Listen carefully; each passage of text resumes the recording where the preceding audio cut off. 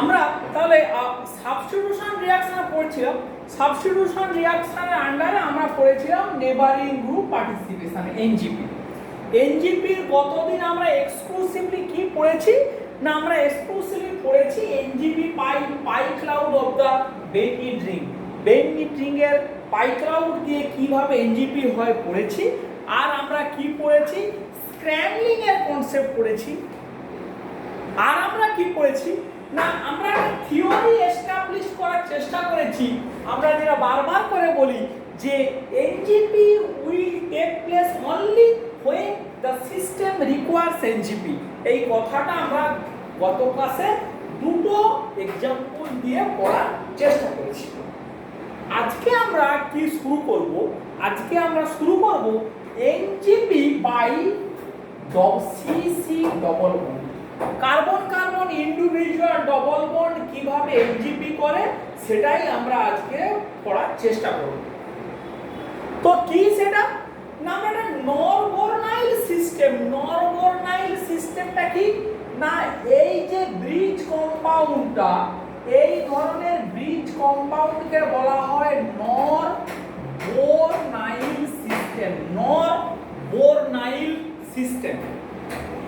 এখন দেখ, আমরা যদি এই সিস্টেমের দুটো এক্সাম্পল নেই, যে এই ডবল বন্ড এইচ ওটিএস এইরকম একটা মলিকুল আছে ভার্সাস এই এই এই এই এইচ ওটিএস, এই দুটো মলিকুলের যদি আমরা অ্যাসিটোলিসিস স্টাডি করি, অ্যাসিটোলিসিস অ্যাসিটিক অ্যাসিড দিয়ে, তাহলে কি বলছে কম্পাউন্ড 1 এবং 2 মধ্যে কম্পাউন্ড 1 প্রথম কম্পাউন্ডটা কি করে না 10 টু দি পাওয়ার 11 টাইমস ফাস্টার রেটে অ্যাসিটোলিসিস করে দেন কম্পাউন্ড 2।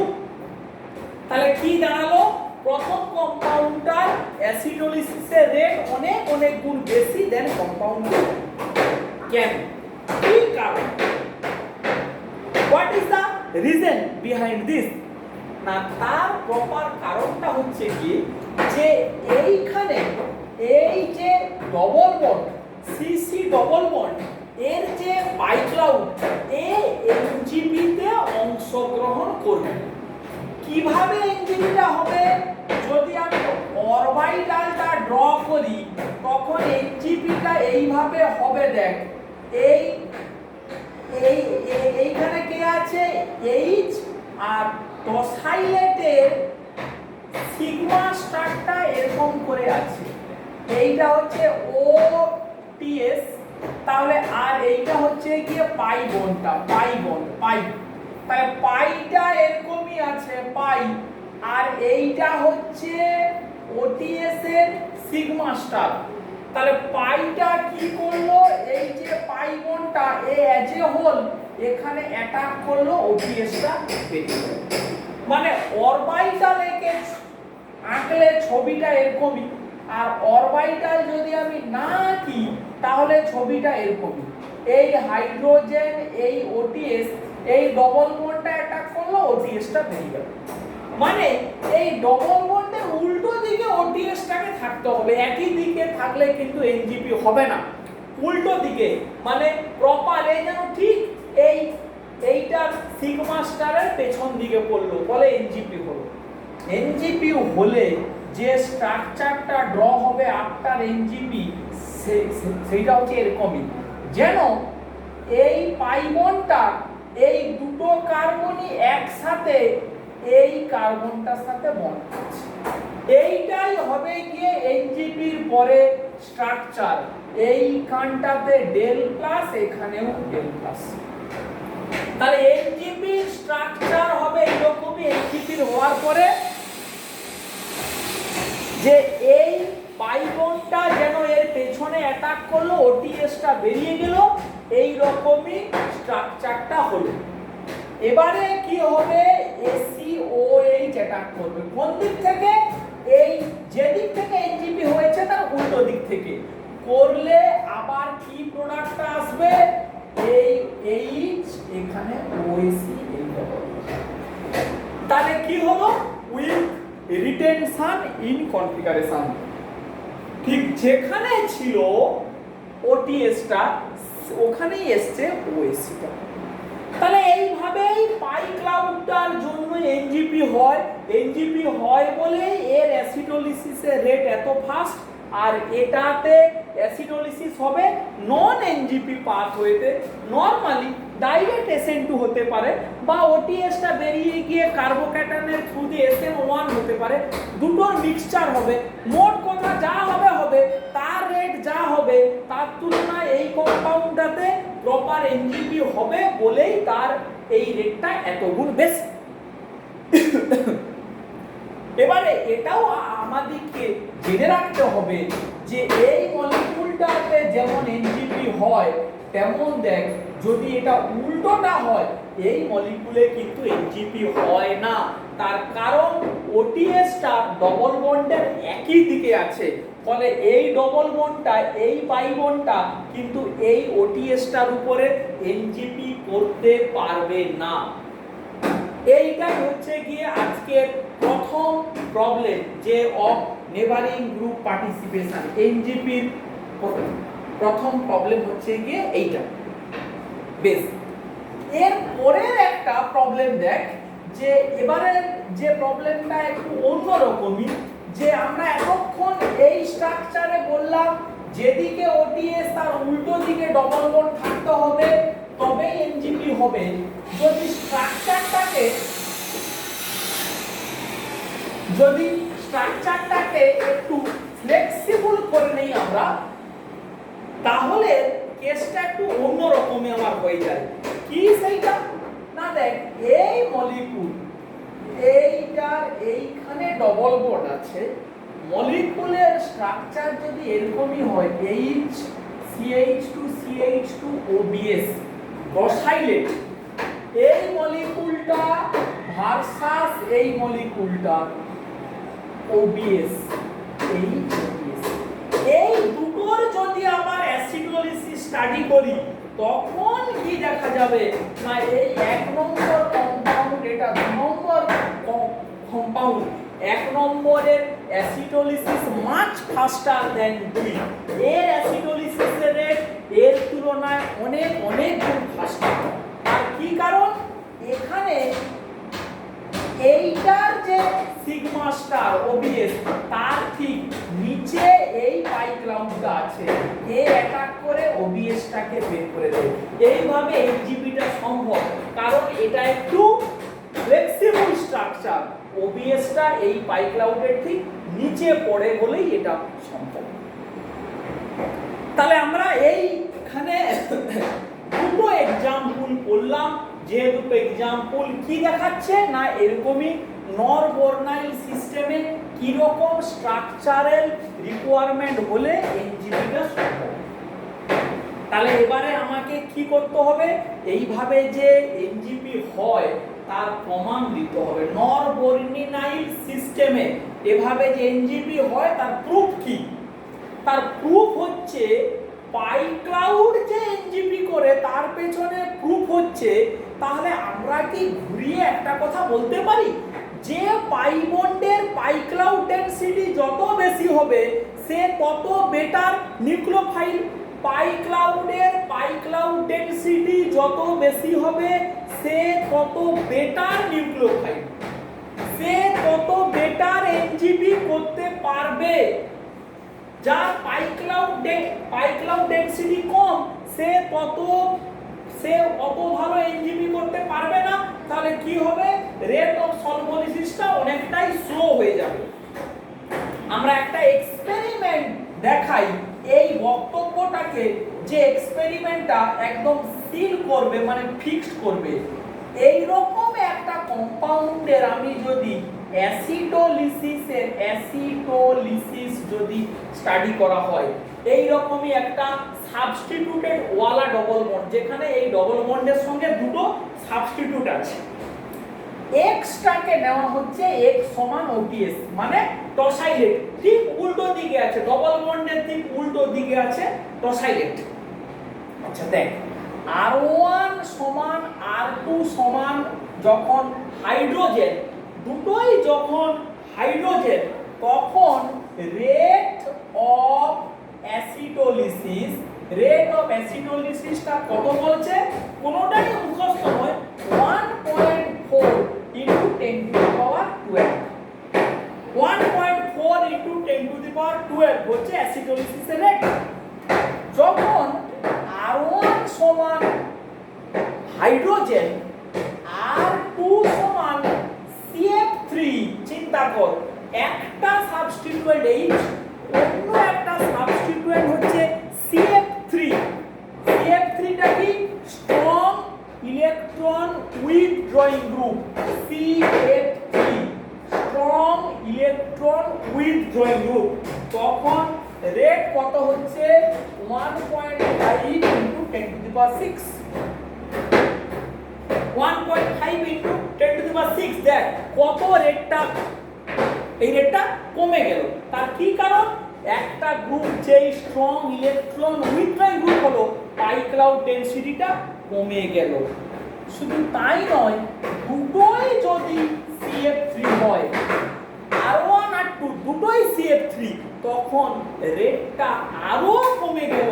তখন এই রেটটা হয়ে গেল 1.0 অলমোস্ট। মানে পার CF3 গ্রুপ চেঞ্জ করলে 10 টু দি পাওয়ার 6 হোল্ড করে রিঅ্যাকশন রেটটা কমে যাচ্ছে, হুইচ ইন্ডিকেট হোয়াট? যে পাই ক্লাউডের ডেনসিটিটাই নিশ্চয়ই এনজিপির জন্য দায়ী। এই এক্সপেরিমেন্ট কিন্তু সেটা প্রমাণ করে দিল। তাহলে আমরা এই একটা প্রুফ দিলাম, যে প্রুফটা কি বলছে? যে পাই ক্লাউড ডেনসিটির উপরে ডিপেন্ড করে এনজিপি হয়, এবং এনজিপির জন্য রিঅ্যাকশন রেট কিভাবে ভ্যারি করে সেইটা আমরা দেখালাম। এরপরে দেখ আরো একটা আমরা এক্সাম্পল দেবো এই পাই ক্লাউড সিস্টেমে, যেখানে ওই বক্তব্যটাও এস্টাবলিশড হবে। লাস্ট এটা এক্সপেরিমেন্টাল বক্তব্য, যে বারবার যে কথাটা আমরা বলেছিলাম গত ক্লাসে, যে সিস্টেমের প্রয়োজন হলে এনজিপি হবে, না হলে কিন্তু নয়। কি সেই বক্তব্যটা? এরকমই তিনটে নরবর্নাইল সিস্টেমের এক্সাম্পল দেখ। একটার ক্ষেত্রে এইটা হচ্ছে এআর, আর এটা হচ্ছে OCOAR1, এরকম একটা মলিকুল। এর সঙ্গে পাশাপাশি নেওয়া হয়েছে এরকম এই মলিকুল, এটা ArOCOAR1 এইটা, এবং এটাকে ঘুরিয়ে দেওয়া হলো এই মলিকুলটা, এই ডবল বন্ড OCOAR1 এই রকমই তিনটে মলিকুল নেওয়া হলো, যেখানে এআরটা হচ্ছে প্যারামিথক্সিফিনাইল OCH3 এই গ্রুপটা। তাহলে এখানে সুবিধার জন্য দিয়েই দিই, তাহলে বুঝতে সুবিধা হবে। এই প্যারামিথক্সি হুইচ এআর, না এইটা হচ্ছে এই প্যারামিথক্সি, হুইচ এআর না প্যারামিথক্সি, এই OCH3 এই মলিকুলটা। এটা কম্পাউন্ড ABC। কি করা হচ্ছে? হুইচ AR1 না AR1 হচ্ছে প্যারানাইট্রোফিনাইল বেঞ্জয়েট, মানে এইটা হচ্ছে নাইট্রো, তারপরে যা আছে C ডবল বন্ড OO, মানে AR1 এইটা, এই পুরোটা হচ্ছে কি এইটা। কি বলেছে? AB দুটো মলিকুলের সলভোলিসিসের রেট সমান। এই দুটো মলিকুলের সলভোলিসিসের রেট সমান। কেন সমান? তাহলে আমরা এইটাকে কি বলবো? এই মলিকুলগুলোর ক্ষেত্রে সলভোলিসিসের ক্ষেত্রে প্রথমে আমাকে দেখতে হবে লিভিং গ্রুপটা কে, সেইটা আগে বিচার করে নেই। না, লিভিং গ্রুপটা হচ্ছে এইটা, এই গ্রুপটা প্যারানাইট্রোফিনাইল বেঞ্জয়েট। কেমন লিভিং গ্রুপটা? এক্সট্রিমলি গুড, অসাধারণ লিভিং গ্রুপ। কি কারণ? প্যারা পজিশনে স্ট্রং ইলেকট্রন উইথড্রয়িং নাইট্রো গ্রুপটা আছে, ফলে নেগেটিভ চার্জটা হাইলি স্টেবিলিটি পাবে। তাহলে প্রথম বক্তব্য, এই মলিকুলগুলোর সলভোলিসিসের সময় লিভিং গ্রুপটা এক্সট্রিমলি গুড, এবং শুধু তাই নয়, লিভিং গ্রুপটা গুড হওয়ার পরে লিভিং গ্রুপটা যখনই আমার বেরিয়ে গেল, যে প্লাস চার্জটা তৈরি হচ্ছে সেই প্লাস চার্জটা will be highly stabilized by the para-methoxyphenyl group। এর প্লাস আর এফেক্টের জন্য এই কার্বোক্যাটায়নটা এক্সট্রিম লেভেলে স্টেবিলাইজড হবে। তাহলে আমরা যেটা আশা করেছিলাম, এই পাই ক্লাউডটা বোধহয় এনজিপি করে এই লিভিং গ্রুপটাকে বের করে দেবে, সেরকম কোনো কিছুর প্রয়োজনীয়তাটা নেই। কি কারণ? এই দুটো মলিকুলের এক্সপেরিমেন্ট বলছে এদের সলভোলিসিস সেম, কিন্তু আমরা কি আশা করেছিলাম যে বোধহয় কম্পাউন্ড এর সলভোলিসিস অনেক ফাস্টার হবে, কারণ লিভিং গ্রুপের ঠিক উল্টো দিকে একটা নরবর্নাইল সিস্টেমে প্রপার পজিশনে ডবল বন্ড আছে, সে বোধহয় এনজিপি করবে এবং ওই এনজিপি করার ফলেই বোধহয় রিঅ্যাকশনটা ফাস্টার হবে। কিন্তু ওই রকমই এনজিপি করার কোনো প্রয়োজনীয়তাই নেই, বিকজ এনজিপি করলে কি হবে, রিঅ্যাকশনটা ফাস্টার হবে। এখানে এনজিপি না করে রিঅ্যাকশন ফাস্ট, এনজিপি করার প্রয়োজনীয়তাই পড়ছে না। কেন ফাস্ট? তার দুটো কারণ। এক নম্বর হচ্ছে লিভিং গ্রুপটা অত্যন্ত ভালো, দু নম্বর লিভিং গ্রুপটা বেরিয়ে যাওয়ার পরে যে কার্বোক্যাটায়নটা তৈরি হচ্ছে সেটা এক্সট্রিম লেভেলে স্টেবিলিটি পায় বাই প্যারামিথক্সিফিনাইল গ্রুপ। ফলে এই ডবল বন্ডটা থাক আর না থাক, রিঅ্যাকশন রেটের উপরে কোনো প্রভাব পড়ছে না। এই দুটো মলিকুলই একই রেটে, শুধু তাই নয়, খুব ফাস্টার রেটে সলভোলিসিস করছে এবং এখানে এনজিপি হচ্ছে না। তাহলে মানে কেন এনজিপি হচ্ছে না? না, এনজিপির প্রয়োজনীয়তা। এনজিপি না করে রিঅ্যাকশন ফাস্ট, ফলে system do not require NJP. এটা এক নম্বর বক্তব্য। দু নম্বর বক্তব্যটা কি? এনজিপি যে হচ্ছে না তার প্রমাণ দেয় এবারে এ আর সি তে দুটো মলিকুলে ডবল বন্ড আছে, দুটো মলিকুলে ডবল বন্ড আছে, এবং লিভিং গ্রুপটা এখানে ডবল বন্ডের উল্টো দিকে আছে, এখানে লিভিং গ্রুপটা ডবল বন্ডের একই দিকে আছে। ফলে আমরা যদি এনজিপি হতো তাহলে কম্পাউন্ড এ এনজিপি করতো, এই কম্পাউন্ড সি এনজিপি করতো না। কম্পাউন্ড এ এনজিপি করলে এনজিপি আবার নিউক্লিওফাইল অ্যাটাক করলে the product come with retention in configuration, কিন্তু কম্পাউন্ড সি তে ওরকম কিছু হতো না, মিক্সচার তৈরি হতো। কিন্তু কি দেখা গেছে, দুটো মলিকুল থেকে সেম মিক্সচার অফ প্রোডাক্ট পাওয়া গেছে, দুটো মলিকুল থেকেই সেম মিক্সচার অফ প্রোডাক্ট পাওয়া গেছে। তার মানে দুটো মলিকুল, ডিফারেন্ট মলিকুল যদি সেম মিক্সচার অফ প্রোডাক্ট দেয়, তাহলে কি আমরা বলতে পারি না তারা নিশ্চয়ই সেম ইন্টারমিডিয়েটের থ্রু দিয়ে গেছে, এবং সেম ইন্টারমিডিয়েটটাকে এই কার্বোক্যাটায়ন। তার মানে নিশ্চয়ই এনজিপি হয়নি, লিভিং গ্রুপটা ভালো বলে লিভিং গ্রুপটা বেরিয়ে গেছে, এবং এই সিস্টেমটা কার্বোক্যাটায়নটাকে হাইলি স্টেবিলিটি অফার করেছে। সেই স্টেবিলিটি অফার করার জন্যই এরা এত ভালো রিঅ্যাকশনটা করেছে। তাহলে আমাদের এই পার্টটাই এনজিপিটা শেষ হলো।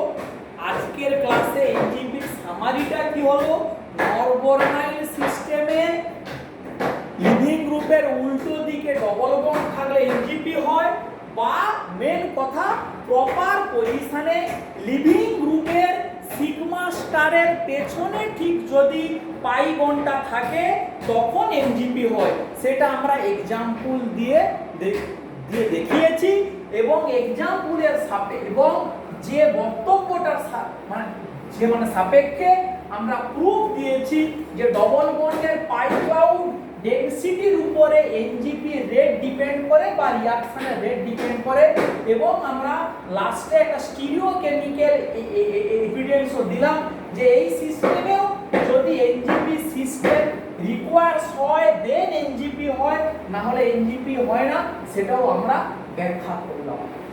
এই করে মোটামুটি আমরা এনজিপি পার্টটাকে শেষ করলাম। তোরা আরো কোশ্চেন দেখবি, আরো এনজিপির এক্সাম্পল পাবি, সেগুলো আমরা পেলে সলভ করার চেষ্টা করবি, না হলে পাঠিয়ে দিবি, আমরা সলভ করব। বেশ, তাহলে আজকে নেক্সট আমরা কি কি পড়ব না, আমরা ছোট ছোট কয়েকটা জিনিস একটু পড়ি। কি সেই ছোট ছোট জিনিস? তার সেই ছোট ছোট জিনিসটা হচ্ছে, প্রথমে আমরা পড়ি SN2 ভার্সাস SN2 প্রাইম। এই জিনিসটা কি, SN2 কি আর SN2 প্রাইমটা কি, এই দুটো জিনিস আমাদের পড়তে হবে।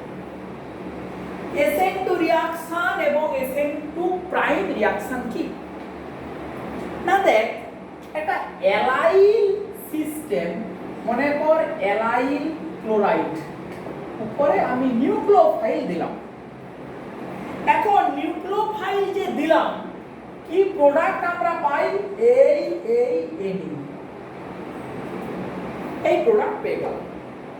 তাহলে আমরা এই রিঅ্যাকশনের কি মেকানিজম এক্সপেক্ট করতে পারি? না, এই নিউক্লিওফাইলটা অ্যাটাক করলো, Cl- টা বেরিয়ে গেল, এটা SN2 রিঅ্যাকশন, এই প্রোডাক্টটা হলো।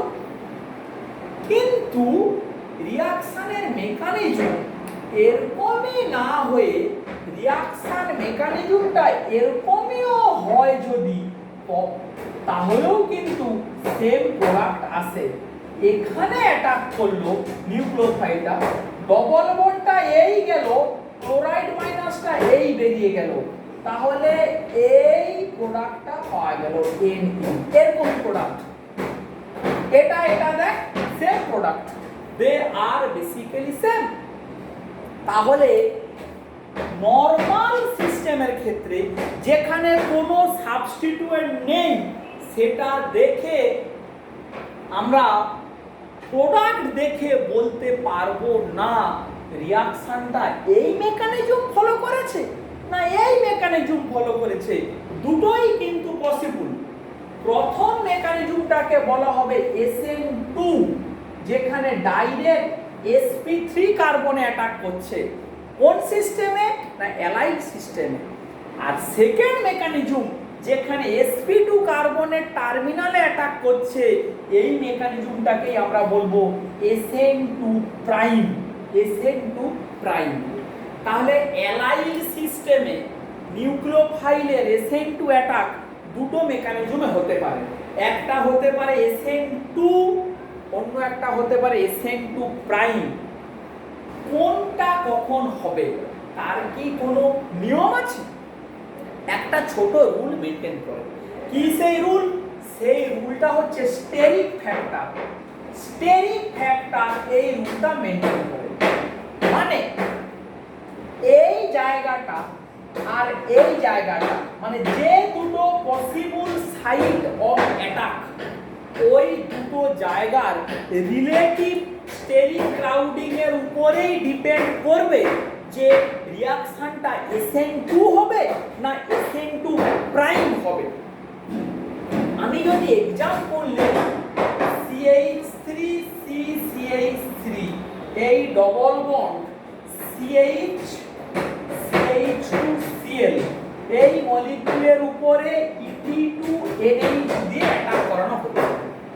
এইটা একটা। আর একটা example, CH2 double bond CH3Cl, এর উপরেও E2NH দিয়ে অ্যাটাক করানো হচ্ছে। তাহলে কে নিউক্লিওফাইল? এই সেকেন্ডারি অ্যামিনটা হচ্ছে নিউক্লিওফাইল। এখানে সাবস্ট্রেট এটা, এখানে সাবস্ট্রেট এটা। প্রথমটার ক্ষেত্রে এখানটাতে অ্যাটাক করলে SN2 আর এখানটাতে অ্যাটাক করলে SN2 প্রাইম। তাহলে দুটো জায়গার মধ্যে দেখ, এই জায়গাটা, এই পয়েন্টটা রিলেটিভলি মোর স্টেরিক্যালি ক্রাউডেড। এই জায়গাটা রিলেটিভলি মোর স্টেরিক্যালি ক্রাউডেড, ফলে ও এখানে অ্যাটাক না করে এখানে অ্যাটাক করবে, সিএলটা বেরিয়ে যাবে, কি প্রোডাক্ট আসবে, C double bond CH CH two N ET ET, এই এইচটা থাকবে না, তাহলে এই প্রোডাক্টটা হলো, এবং এটা SN2 রিঅ্যাকশন, এটা SN2 রিঅ্যাকশন। এবারে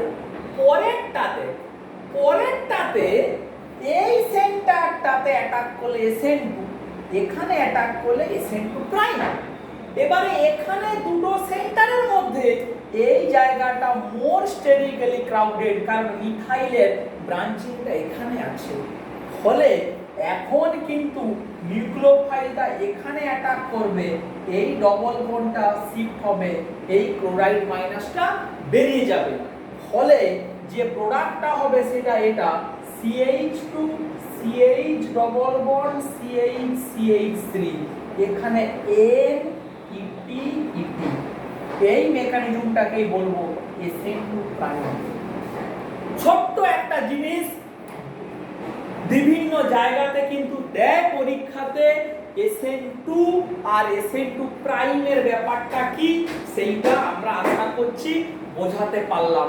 এটা নিয়ে আর আমরা কিছু বলবো না, তোরা কোথাও যখন এক্সাম্পল পাবি খুব সহজ ব্যাপার নিজেরাই আশা করছি সলভ করতে পারবি, the difference between SN2 and SN2 prime. বেশ, তাহলে এই ছোট্ট জিনিসটা আমরা পড়ে ফেললাম। এরপরে আমরা আর দুটো ছোট জিনিস আজকে যে কভার করার চেষ্টা করব। কি সেই ছোট জিনিস? প্রথমে আমরা পড়ব আলফা এফেক্ট। প্রথমে আমরা পড়ব কি আলফা এফেক্ট।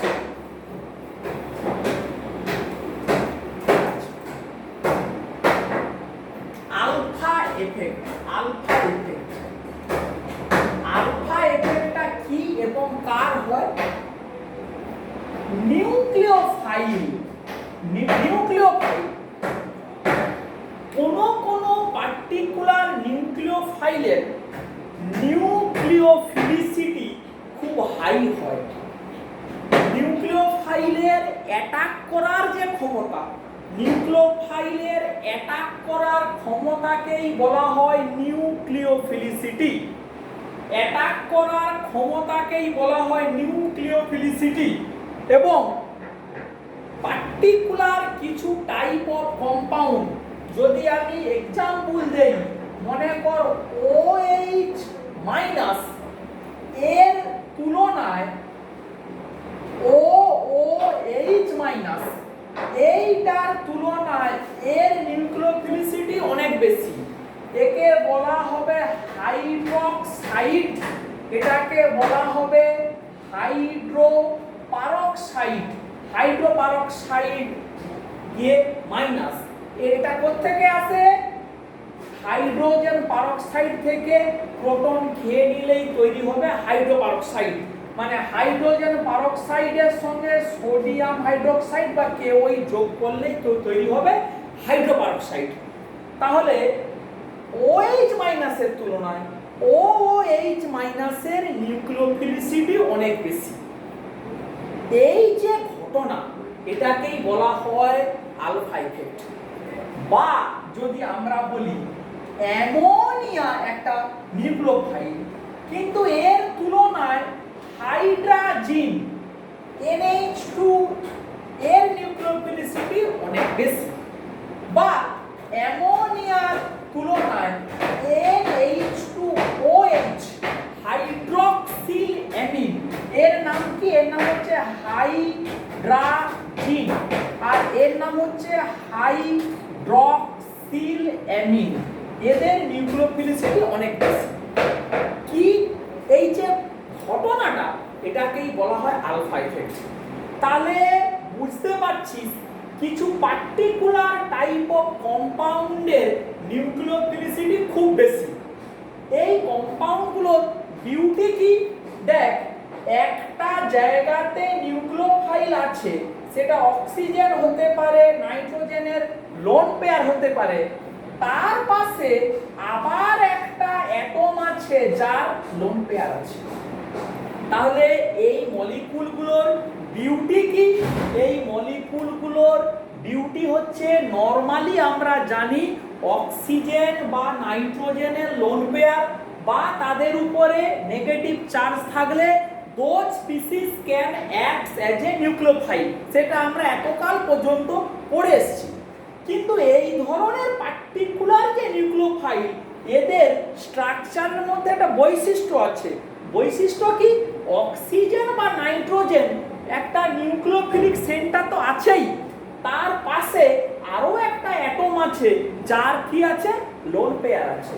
ধর যেমন এখানে এই অক্সিজেন মাইনাসটাই নিউক্লিওফিলিক সেন্টার, HOO মাইনাস এটাই নিউক্লিওফিলিক সেন্টার, এর পাশে আরেকটা অ্যাটম আছে যার লোন পেয়ার আছে।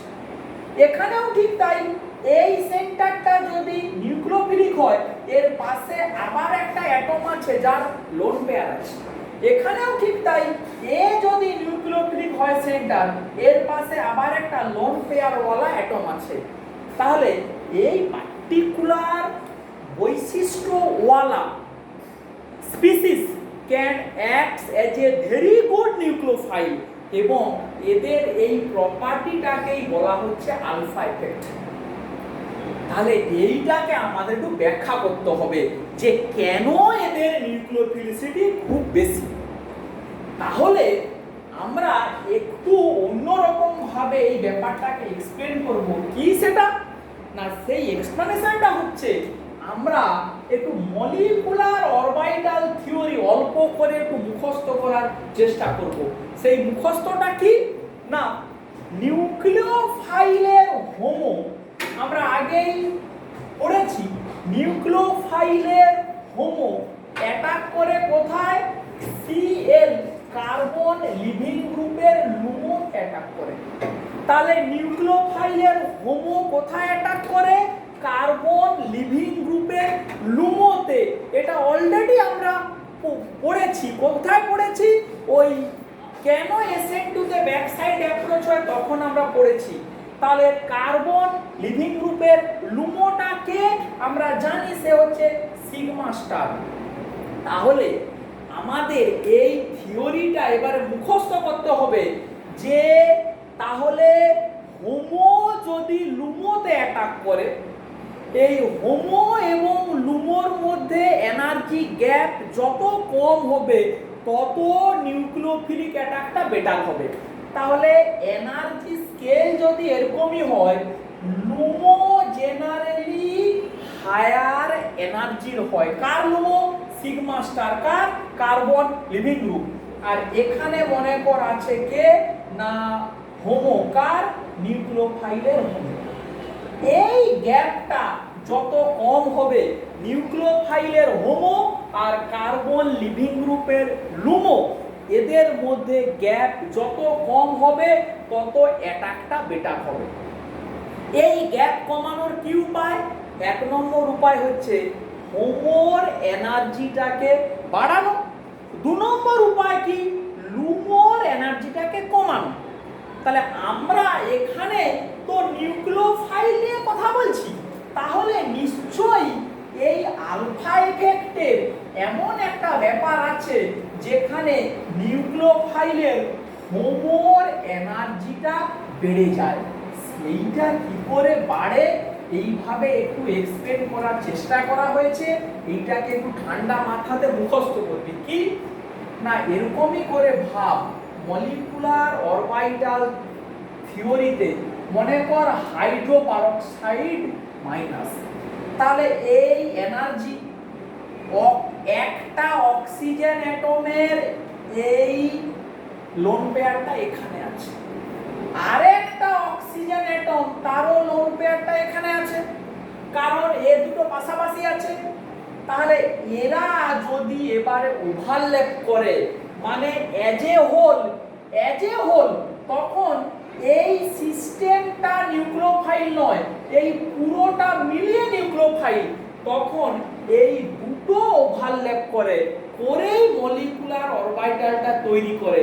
করলে কি হবে, দুটো যদি ওভারল্যাপ করে মলিকুলার অরবিটাল থিওরির সূত্র হিসাবে একটা বন্ডিং নিচে নামবে, অন্য একটা অ্যান্টি বন্ডিং উপরে উঠবে।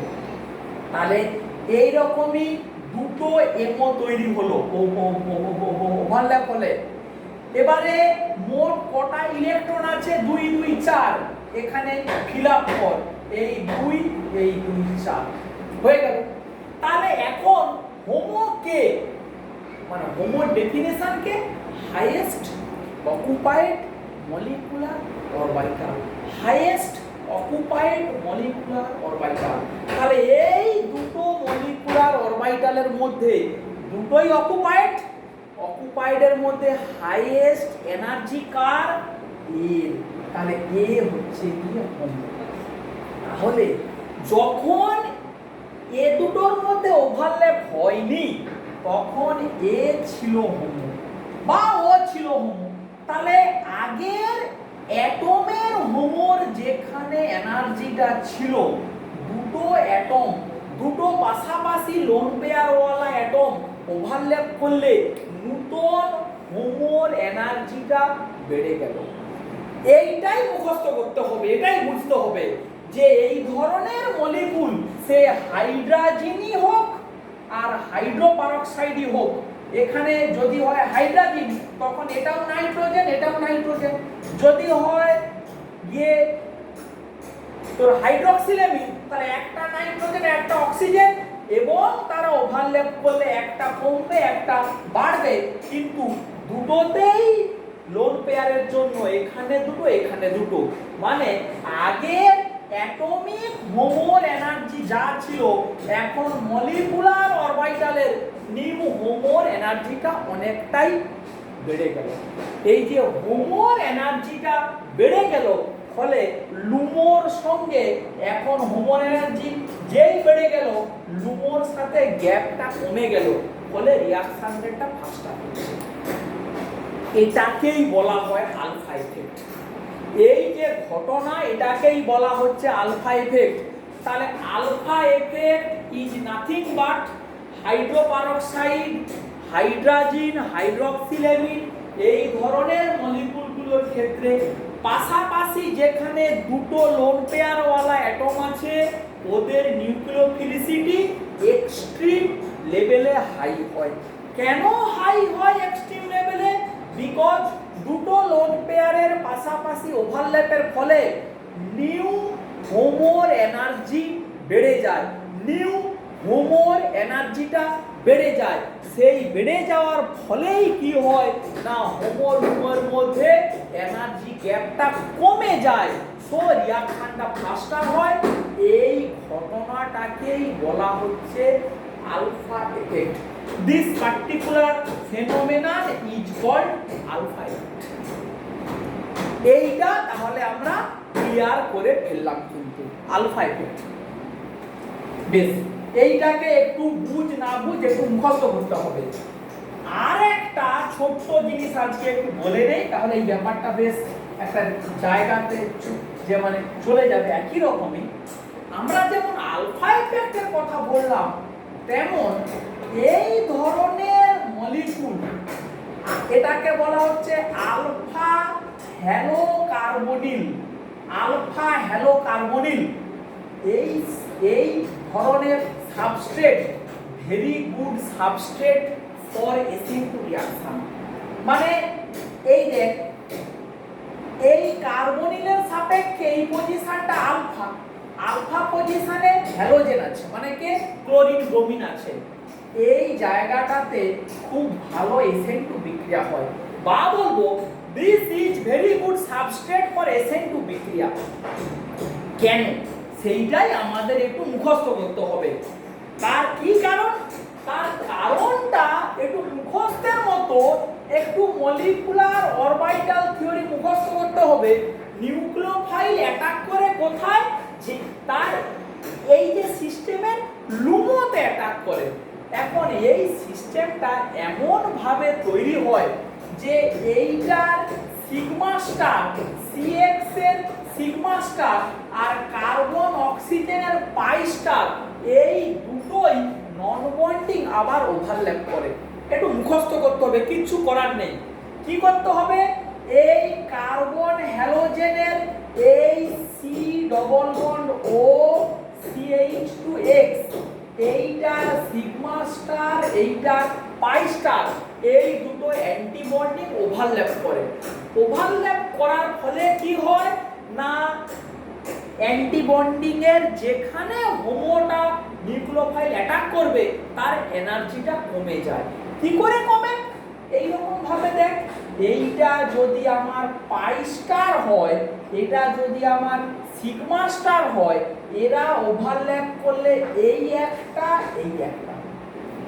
পাই স্টারেও কোনো ইলেকট্রন নেই, সিগমা স্টারেও কোনো ইলেকট্রন নেই। তাহলে আগে লুমো ছিল এইটা, এখন লুমোটাকে এইটা। কেন? লুমোর কি definition? Lowest unoccupied molecular orbital, lowest unoccupied molecular orbital. ফলে এখন নিউক্লিওফাইলের যে হোমো সে এখানে অ্যাটাক করবে। তাহলে আগে লুমোর এনার্জি যেখানে ছিল, এখন লুমোর এনার্জিটা কমে গেল, ফলে হোমো লুমোর গ্যাপটা কমলো, রিঅ্যাকশনটা ফাস্টার হবে।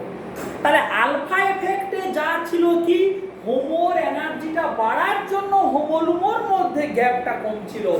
আর এই মলিকুলটা কেন ভালো SN2 করে তার ব্যাখ্যা হচ্ছে এদের কম্বাইন্ড লুমোর এনার্জিটা কমে গেল। এবং এইটার আরেকটা ব্যাখ্যা দেওয়া আছে, সেইটা এই দুটো লুমো একে একটা ব্যাখ্যা দেওয়া আছে, ক্ল্যাডেনের বইতে আছে, স্টাডি মেটেরিয়ালে ড্র করে দেওয়া আছে, একটু সেটা দেখে নিবি। সেইটা কিছুই নয়, এই সি ডবল বন্ড ও এর যে পাই স্টার আর এখানে CX এর যে সিগমা স্টার, এর পাই স্টার আর এর সিগমা স্টার একই জায়গাতে ওভারল্যাপ করে। এইটা হচ্ছে পাই স্টার, এইটা হচ্ছে সিগমা স্টার, এরা এই এক জায়গাতে ওভারল্যাপ করার ফলেই নিউক্লিওফাইলের অ্যাটাকটা এখানে অনেক বেটার হয়।